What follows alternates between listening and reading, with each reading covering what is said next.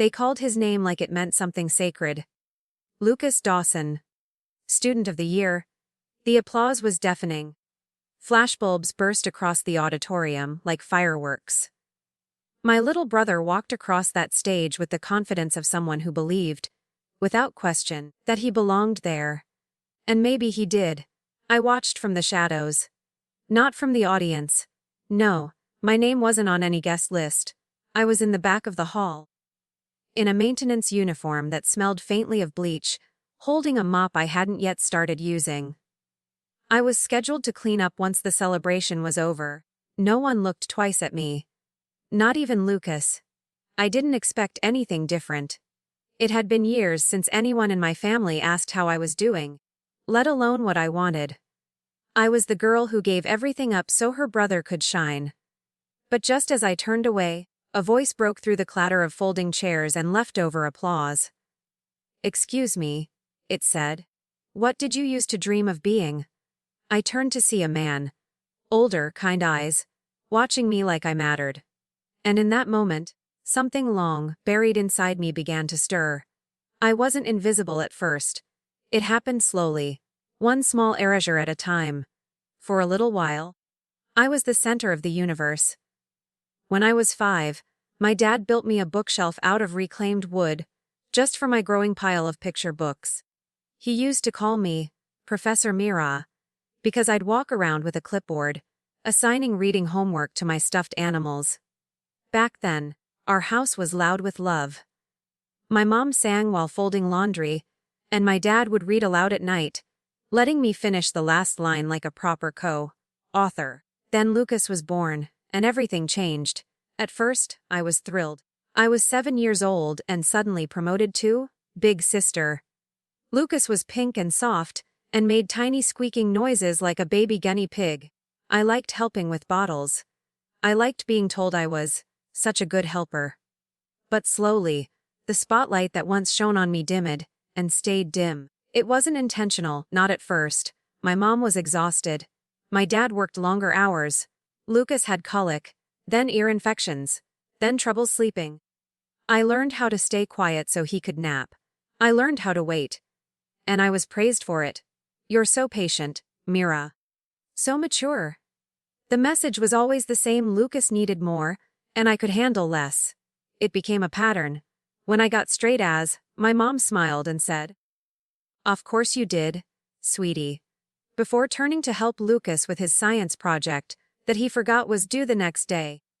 When he drew a shaky stick figure of our family, it went on the fridge.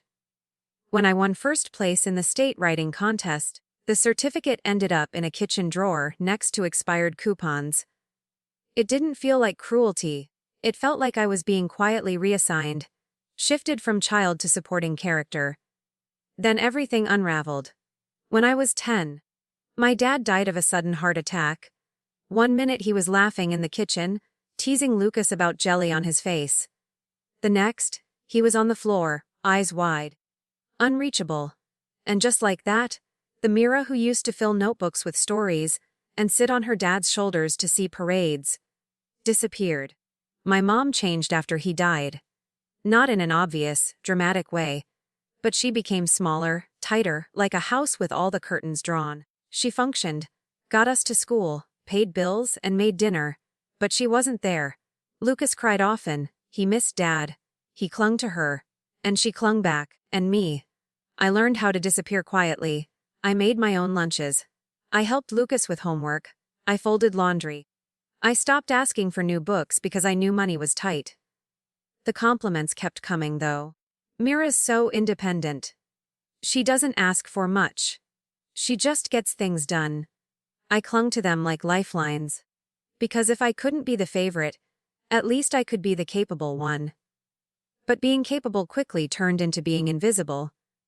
By the time I turned 13, I had started babysitting for neighbors. Weekend nights mostly, when other kids were at sleepovers or school dances. It wasn't much, but it gave me pocket money, and I liked earning something of my own. At 15, I got my first part-time job bussing tables at a local diner. I still remember the thrill of getting my work permit approved. I kept it tucked inside my notebook, like it was a badge of honor. While Lucas played video games and went to weekend soccer camps, I scrubbed ketchup off booths and refilled napkin dispensers. He got new sneakers every school year. I patched mine with duct tape and told myself it built character. At 17, I saved enough to buy my first laptop. A used, slightly dented one that took 5 minutes to boot up but still felt like freedom. I used it to write. Late at night. Quietly. Always quietly. In high school. I joined the student newspaper, volunteered at the library, and worked 3 nights a week at the diner. My guidance counselor said I was college material. I was. I knew I was. I had the grades, the drive, and the portfolio of short stories no one in my family ever read. But when I got accepted to a respected liberal arts college, with a partial scholarship, I came home beaming. My hands shook as I held the envelope. I showed it to my mom, who was folding laundry at the time. She read it, smiled, and then said, "Lucas still has 2 years left in high school. If you leave now, it'll be just me taking care of everything." She didn't demand. She didn't cry. She didn't even say no. She just asked me, once again, to understand, and I did. I always did. I deferred enrollment, said it was just a year, just until things stabilized, that Lucas just needed one more push. That was 8 years ago. Since then, Lucas has become the star of every family story. He got into a top-tier university with a full scholarship. My mom cried when the acceptance letter came. She posted it online with the caption, "My brilliant boy. Everything we hoped for." I still have the envelope from my own acceptance. It's in a drawer with the state writing contest certificate, the same drawer where we keep expired coupons. I used to want to be a writer.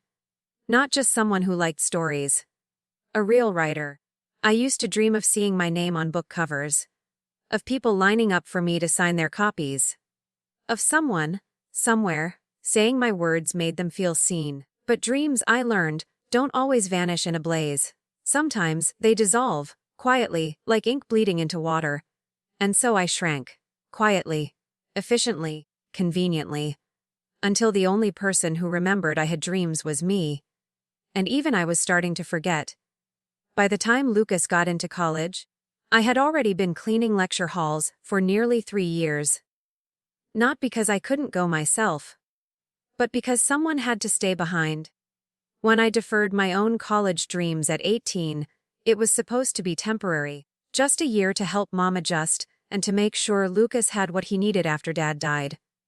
But 1 year stretched into 2, then 5. Eventually, I stopped counting, and when Lucas was accepted to university, on a full ride, no less, I was proud, until I saw the acceptance letter. It was the same university I worked at. The same one I used to dream of attending. The same one I now vacuumed every night, mopping the floors he'd soon walk across in polished shoes. He didn't know I worked there. Not yet. And I wasn't sure what would hurt more. Him pretending not to see me, or pretending that it didn't matter. I'd been working as a janitor through a campus subcontractor since I was 22. The hours were brutal, 6 p.m. to 2 a.m. But it paid more than waitressing and came with benefits. That alone made it gold. I cleaned lecture halls, faculty offices, and dormitory restrooms. I knew the campus layout better than most of the students. I could tell you which vending machines actually gave back change, which elevators got stuck between floors, and which professors always left pizza boxes under their desks. The uniform was basic, navy blue with a stitched badge that read facilities staff. I wore it like armor. Lucas moved onto campus that August. I didn't tell Mom. I didn't tell him either. But I knew his dorm, knew his schedule, knew which buildings his classes were in. I made sure we didn't cross paths, not at first. I cleaned around his timetable, shifted routes with coworkers, and avoided his residence hall entirely. But invisibility has its limits. One evening, I was restocking paper towels in the science building bathroom when he walked in with 2 of his friends, laughing. He stopped when he saw me. I froze. My hands are full of soap cartridges. "Mira," he said, squinting like I was a ghost. His friends looked at me, then at him. then back at me. "Oh," I said quickly, forcing a smile. "Hey, Lucas." He didn't hug me. Didn't ask why I was there, he just nodded. Later that night, he texted, "Please don't mention that we're siblings. I'm just trying to fit in." I stared at the message until my break ended. Then I went back to mopping floors. People didn't see me. They looked past me, through me, around me. Students stepped over my mop bucket like it was part of the scenery. Professors left notes about cleaning standards. One even wrote in red pen on the whiteboard, "Please remove cobwebs above projector." This is embarrassing. Embarrassing for whom? I wondered. I wanted to reply. I never did. Instead, I kept a small notebook tucked into my uniform pocket. After each shift I wrote a paragraph here, a thought there, observations, fragments, stories. Late at night I wrote about women who screamed and were heard, about girls who rose from nothing and made themselves unforgettable. They were fictional. But they felt more real than I did. Mom still called every Sunday. The calls were filled with Lucas's achievements. "Your brother just got picked for a leadership seminar. He might get published in the campus journal. He was asked to represent the school at a youth summit." Sometimes she asked, "How's work?" Before moving on, I told her I was fine. She never asked what fine meant. I found the campus literary magazine one night while cleaning a classroom. It was thin and quiet looking. Black and white cover. No ads. The inside pages were filled with poetry and short fiction. Some of it was good. A few pieces were brilliant. A line from one story made me stop. She lived in the margins until she rewrote the whole book. I read it again. And again. The next night, I wrote for hours. I ignored the aching in my shoulders and the blister on my heel. I wrote like my life depended on it. And for the first time in years, it kind of did. I submitted under a fake name. No degree. No accolades. Just the words. A week later, I got an email, "We'd love to publish your piece in our next issue. Would you be open to reading at our spring contributors night?" I read it 5 times. Then I cried. Not because I got in, but because, for once, I didn't feel invisible. For once, someone heard me. For once, I got to be the one who mattered. I kept writing. Every night after work, after cleaning up everyone else's mess, I'd return to my tiny apartment, take off my shoes, and sit at the desk I bought secondhand for $30. One night, I submitted a story to the campus literary magazine. I didn't expect anything, just needed to try. Weeks passed. I almost forgot about it. Then one morning, my phone buzzed while I was folding laundry. "Dear Mira Dawson, we're pleased to inform you that your short story has been selected for publication in our spring issue." I didn't scream. I didn't cry. I just stared at the screen, frozen. It was the first time in years someone had seen my name and attached it to something more than a mop. And a few days later, an envelope arrived. Heavy. Cream-colored. My name in gold calligraphy. I kept writing. Every night after work, after cleaning up everyone else's mess, I'd return to my tiny apartment, take off my shoes, and sit at the desk I bought secondhand for $30. One night, I submitted a story to the campus literary magazine. I didn't expect anything. Just needed to try. Weeks passed. I almost forgot about it. Then one morning, my phone buzzed while I was folding laundry. "Dear Mira Dawson, we're pleased to inform you that your short story has been selected for publication in our spring issue." I didn't scream. I didn't cry. I just stared at the screen, frozen. It was the first time in years someone had seen my name and attached it to something more than a mop. And a few days later, an envelope arrived. Heavy. Cream-colored. My name in gold calligraphy. The invitation came in that same cream-colored envelope. For a moment, I thought it was a mistake. Then I opened it. It was an invitation to the university's annual honors recognition ceremony. An elegant, exclusive event held each spring to celebrate academic excellence. The same event Lucas had mentioned during one of Mom's many Sunday updates. He was being recognized. Of course he was. But that wasn't why I was invited. At the bottom of the card, in delicate script, were the words, We are pleased to feature Mira Dawson as one of this year's published contributors in our literary magazine. Join us in celebrating her work at the honors ceremony. For a few minutes, I just stood there in the staff locker room, staring at the cardstock like it might disappear. My name. In print, not on a cleaning schedule or payroll slip, but on an invitation. I hadn't told anyone about the magazine. Not even Mom. That night, I stayed late after my shift. I stood alone in one of the campus auditoriums. The same one I cleaned every Thursday, and imagined what it might be like to walk in, wearing something other than rubber soles. The night of the ceremony arrived. I wore the only formal dress I own, navy blue, modest neckline, hem just below the knee. I borrowed a pair of flats from a coworker and tied my hair back. For once, I left my badge and cleaning gloves in the locker. Walking into the building felt surreal. The same marble floor I used to mop now echoed beneath my steps in a different way. No one stepped around me. No one looked through me.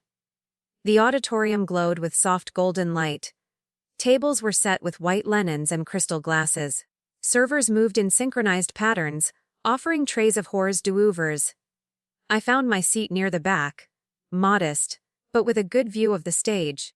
A program booklet rested on each chair. When I opened mine, there it was. Tonight's featured readers. And my name among them. I scanned the room. Lucas was near the front. He looked sharp in a tailored suit, talking to a cluster of faculty members. Mom stood beside him, proud and glowing. She hadn't noticed me yet. Part of me wanted to wave. Another part of me wanted to leave. Then the lights dimmed. The ceremony began with speeches from the dean and other academic staff. Applause echoed after each name called, each medal draped over a student's shoulders.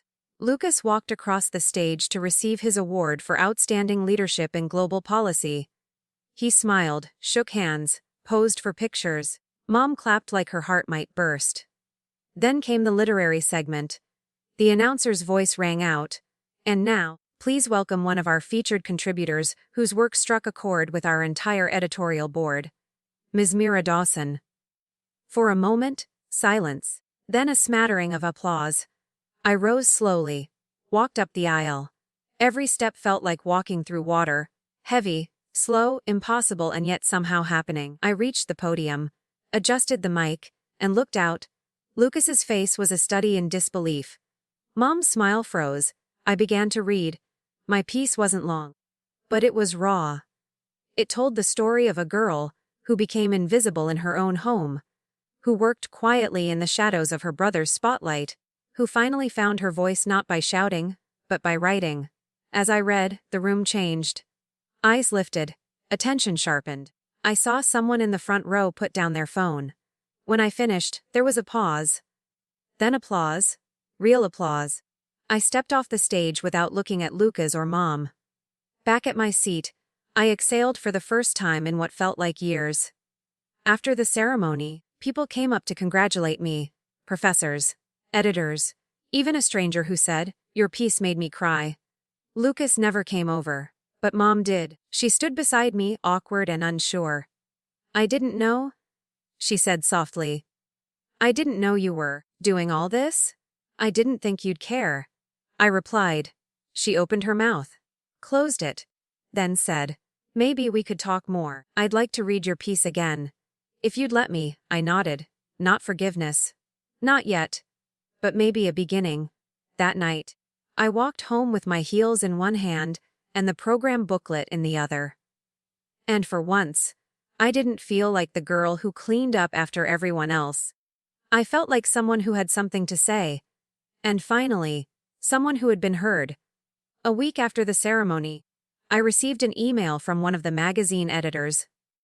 A woman named Claire. She'd been in the front row, the one who had put her phone down. "We're hosting a summer workshop for emerging writers," she wrote. "It's small, intensive, and fully funded. We'd love to have you apply." My fingers hovered over the keyboard. Fully funded. For years, that phrase had belonged to Lucas. To scholarships, to leadership programs, to doors that always opened for him. Now, it was addressed to me. I applied that night. The acceptance arrived 10 days later. I printed it and slipped it into the same box, where I kept my old notebooks and the worn-out shoes I used during my first year as a janitor. Mom called again that Sunday. She'd read my story. She said she cried. She said she didn't realize how much she'd missed. "I want to do better," she told me. "I know I can't change the past, but I'd like to be part of the future." I believed her. Almost. Lucas hadn't spoken to me since the ceremony. Not a word, not a text. But his silence didn't sting the way it used to. Not anymore. That spring, I left my job with the facilities crew. Claire helped me find a position as a research assistant in the English department. Still part-time, still modest, but it paid enough to live. And it came with a different kind of badge. My name, my title? Not a number, not a barcode. In June, I moved into a studio apartment closer to campus. It was small but filled with light. I hung my contributor's certificate above the desk. And for the first time in years, I allowed myself to imagine a future that wasn't shaped by sacrifice. I was no longer surviving around the edges of other people's stories. I was starting to write my own. It happened on a Tuesday. I was walking back from the campus bookstore with a second-hand copy of a memoir Claire had recommended. My phone buzzed. Unknown number. Normally, I don't answer, but that day I did. Mira. His voice was unmistakable, low, familiar, hesitant. "Lucas." A pause. Long enough to say everything neither of us had said since the ceremony. I was wondering if we could talk. I stopped walking. About what? About? You. Me? The story? Everything? We met at a campus cafe the next evening. He arrived first, already seated at a corner table, fidgeting with a paper cup. I sat down across from him and waited. "I didn't know," he said finally. "I didn't know you gave up college for me. Or that you were working here. I didn't see it." "You didn't want to," I replied. Seeing would have meant acknowledging what it cost. He looked down. "I was selfish." "You were a kid," I said. "But so was I. And I didn't get to be." Another pause. Then, "Mom said you're writing. That you got published." "I'm trying." "She's proud of you." "I'm not doing it for her." He nodded. He hesitated. "I guess I wanted to say sorry. And also, thank you. For all the things I didn't see until now." It wasn't a dramatic apology. No tears. No grand redemption arc. But it was real. And for the first time in a long time, we sat across from each other, not as a golden child and his shadow but as two people trying to start over. Before we left, he asked, "Would you send me something you've written?" I didn't promise. But I didn't say no. I wrote the application in one sitting. It was for a graduate writing fellowship. Competitive, prestigious, and based in a city I'd never lived in. The kind of thing I used to scroll past, convinced it wasn't meant for people like me. But Claire encouraged me. My new professors wrote glowing recommendations. And deep down, I knew I didn't want to stay stuck in a town where my name still whispered, "Janitor." Before. Writer. I mailed the envelope 2 days before the deadline. Then I waited. In the meantime, life kept moving. I attended evening workshops. Got feedback that didn't always flatter but always sharpened. I kept writing, not just to escape, but to build. And one Sunday afternoon, as I was grading student submissions in the library, I saw it. An email. Subject line. "Fellows Bekasian." I didn't open it right away. Just stared, heart thudding. Then I clicked. "We are thrilled to offer you a place in our incoming cohort. Your voice moved us. Welcome." The tears came quietly, not the sobbing kind, just a release. A soft, steady knowing. I was leaving. I called Mom that night. Told her everything. She cried. She told me she was proud. That she always believed in me. I didn't correct her. Some truths were too old to untangle. Lucas texted later, "You earned this. For what it's worth, I'm really proud of you." It meant something. Maybe not everything. But something. I packed my studio apartment into 6 boxes, said goodbye to Claire, to the campus, and to the version of myself who had quietly endured. At the bus terminal, I looked back only once, not out of regret, but to promise the girl I used to be, you got out. And you're not invisible anymore. Then I boarded. And finally, I left the edges of other people's lives, to live fully on my own. 3 months into the fellowship, I was invited to speak on a panel about working class voices in contemporary literature. It was held at a university not far from where I grew up. They paid for my flight, booked a hotel, gave me a stipend. I stood in front of a packed auditorium, beneath bright lights and beside writers whose books lined shelves I used to dust. My hands shook only slightly as I spoke. Afterward, during the Q&A, a student raised her hand. She looked young, sharp, brave. "How do you write about people who overlooked you?" she asked. "Without letting them own your story?" I paused, then said, "You remember them, but you don't center them. You tell the truth. But for yourself, not for revenge." That evening, there was a dinner. A long, elegant table. White tablecloths. Candles flickering. I was seated beside an editor from a major publishing house. "You've got something rare," he said. "When you're ready, let's talk book deals." Later, I stepped outside for air. The night was cool, alive with city sound. My phone buzzed, a photo from Mom, Lucas standing beside her, holding up my contributor's magazine like a trophy. "We're watching the live stream," her message read. "I made lasagna." "Your favorite," I smiled, then slid the phone into my coat. Because I wasn't there to relive what I'd missed. I was there to claim what was next. And for the first time in my life, I belonged at the table, not as a guest, or a +1, or someone cleaning up after, but as someone with a seat, someone with a voice, someone who had always been worthy of both. I still mop my own floors. Not out of necessity anymore, but out of habit, maybe reverence. A way to remind myself where I came from and who I refuse to stop being. My first book is set to release next spring. It's not about revenge. It's not even about my family. It's about a girl who stopped waiting to be seen and started writing herself into existence. When people ask me how I did it, I say this: I didn't rise in a blaze. I climbed, barefoot, broom in hand. Step by quiet step. Sometimes erasure isn't sudden. Sometimes it's 1,000 little silences. But so is becoming. You rebuild from the same small places where you were once made to shrink. You take up space, not all at once, but steadily. You write, you speak, you stay, and eventually, the world has no choice but to make room for your name. Not because you forced it, but because you earned it.